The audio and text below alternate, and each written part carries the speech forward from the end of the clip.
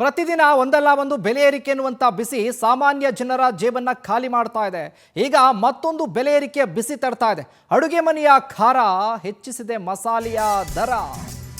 ಅಕ್ಕಿ ತುಪ್ಪ ಬೆಲೆ ಏರಿಕೆ ಬೆನ್ನಲ್ಲೇ ಈಗ ಮಸಾಲೆ ದರದ ಶಾಕ್.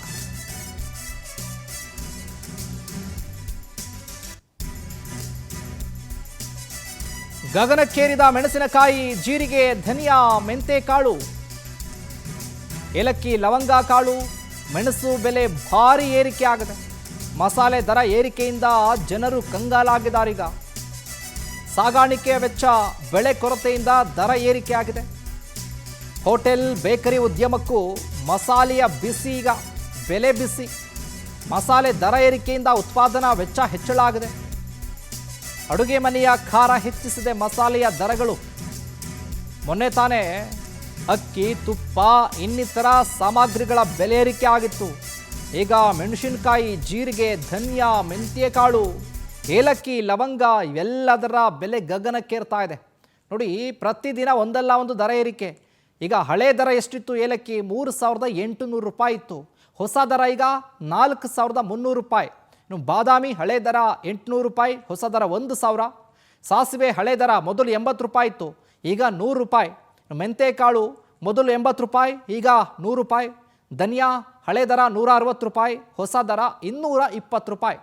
ಒಣಮೆಣಸಿನಕಾಯಿ ಹಳೆ ದರ 230 ರೂಪಾಯಿ ಇತ್ತು, ಈಗ ಹೊಸ ದರ 320 ರೂಪಾಯಿ. ಅಂದರೆ 100 ರೂಪಾಯಿ ಬೆಲೆ ಜಾಸ್ತಿ ಆಗಿದೆ. ಜೀರಿಗೆ ಸೇರಿಕೊಂಡಂತೆ ಲವಂಗ, ಎಲ್ಲ ಚಕ್ಕೆ, ಗಸಗಸೆ, ಮಸಾಲೆಗೆ ಬಳಸುವಂಥ ಎಲ್ಲ ಪದಾರ್ಥಗಳು ಕೂಡ ಗಗನಕ್ಕೇರಿದೆ. ಇದೇ ವಿಚಾರಕ್ಕೆ ಸಂಬಂಧಪಟ್ಟ ಹಾಗೆ ಹೆಚ್ಚಿನ ಅಪ್ಡೇಟ್ಸ್ ಅನ್ನ ಕೊಡ್ತಾರೆ ನಮ್ಮ ಪ್ರತಿನಿಧಿ ಮಂಜುನಾಥ್. ಲೈವ್ನಲ್ಲಿ ಜಾಯಿನ್ ಆಗ್ತಿದ್ದಾರೆ. ಮಂಜುನಾಥ್, ನೋಡ್ತಾ ಇದ್ದೀವಿ ಪ್ರತಿದಿನ ಒಂದಲ್ಲ ಒಂದು ಬೆಲೆ ಏರಿಕೆ ಎನ್ನುವಂಥ ಬಿಸಿ ಜನರನ್ನ ಕಾಡ್ತಾ ಇದೆ. ಈಗ ಮಸಾಲೆ ಪದಾರ್ಥಗಳ ಬೆಲೆ ಏರಿಕೆ ಆಗ್ತಾ ಇದೆ. ಈ ವಿಚಾರವಾಗಿ ಅಪ್ಡೇಟ್ಸ್ ಕೊಡೋದಾದ್ರೆ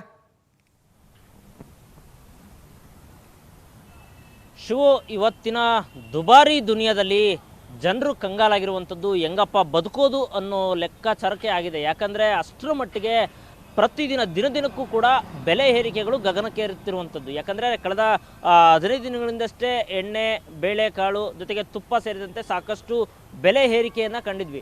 ಇದೀಗ ಮತ್ತೆ ಏನು ಮಸಾಲೆ ಪದಾರ್ಥಗಳ ಬೆಲೆ ಗಗನಕ್ಕೇರಿರುವಂಥದ್ದು. ಇದರಿಂದ ಸಾಕಷ್ಟು ಅಂದರೆ ಮನೆಯಲ್ಲೂ ಕೂಡ ಈ ಒಂದಿಷ್ಟು ಚಕ್ಕೆ, ಲವಂಗ, ಮೆಣಸು, ಜೀರಿಗೆ ಜೊತೆಗೆ ಒಂದಿಷ್ಟು ಅಂದರೆ ಜೀರಿಗೆ ಜೊತೆಗೆ ಸೇರಿದಂತೆ ಮೆಣಸಿನಕಾಯಿ ಕೂಡ ಸಾಕಷ್ಟು ಬಳಕೆ ಮಾಡ್ತಾರೆ. ಸೊ ಇದೆಲ್ಲದೂ ಕೂಡ ದರ ಏರಿಕೆ ಆಗಿದೆ. ಜೊತೆಗೆ ಹೋಟೆಲಲ್ಲೂ ಕೂಡ ಪ್ರತಿನಿತ್ಯ ಸಾಕಷ್ಟು ಜನರು ಅಂದರೆ ಹೋಟೆಲಲ್ಲೂ ಕೂಡ ಸಾಕಷ್ಟು ದೊಡ್ಡ ಪ್ರಮಾಣದಲ್ಲಿ ಇದನ್ನು ಬಳಕೆ ಮಾಡೋದ್ರಿಂದ ಹೋಟೆಲ್ ಕೂಡ ಎಫೆಕ್ಟ್ ಆಗಿರುವಂಥದ್ದು. ಸೊ ಎಲ್ಲ ಒಂದು ಕಡೆ ಮಸಾಲ ಪದಾರ್ಥಗಳು ಹೆಚ್ಚಾಗಿದೆ. ಇದಕ್ಕೆ ಕಾರಣ ಅಂತ ಅಂದರೆ ಮಳೆ ಕೊರತೆ ಆಗಿದೆ. ಸೊ ಹೀಗಾಗಿ ಒಂದಿಷ್ಟು ಬೆಳೆ ಉತ್ಪತ್ತಿ ಬರ್ತಾ ಇಲ್ಲ. ಸೊ ಹೀಗಾಗಿ ಇದರ ಬೆಲೆ ಹೆಚ್ಚಾಗಿದೆ. ಸೊ ಹೀಗಾಗಿ ಎಲ್ಲ ಒಂದು ಕಡೆ ಜನರು ಕೂಡ ಒಂದು ಕಡೆ ದಿನನಿತ್ಯ ಬಳಕೆ ಮಾಡುವಂಥ ಜನರಿಗೂ ಕೂಡ ಒಂದು ಕಡೆ ಹೊರೆ ಆಗ್ತಿದೆ. ಇತ್ತ ಹೋಟೆಲ್ ಉದ್ಯಮ ಕೂಡ ಸಾಕಷ್ಟು ಹೊಡೆತ ತಟ್ಟಿರುವಂಥದ್ದು. ಎಲ್ಲ ಒಂದು ಕಡೆ ಪ್ರತಿನಿತ್ಯ ದಿನಕ್ಕೂ ಒಂದಲ್ಲ ಒಂದು ರೀತಿಯಲ್ಲಿ ಒಂದಲ್ಲ ಒಂದು ಆಹಾರ ಪದಾರ್ಥಗಳಲ್ಲಿ ಈ ರೀತಿ ಬೆಲೆ ಹೆಚ್ಚಾಗ್ತಿರೋದ್ರಿಂದ ಜನಸಾಮಾನ್ಯರು ಒಂದು ಕಡೆ ಕಂಗಾಲಾಗಿದ್ದಾರೆ. ಇತ್ತ ಹೋಟೆಲ್ ಉದ್ಯಮಕ್ಕೂ ಕೂಡ ಹೊಡೆತ ಆಗ್ತಿರುವಂಥದ್ದು.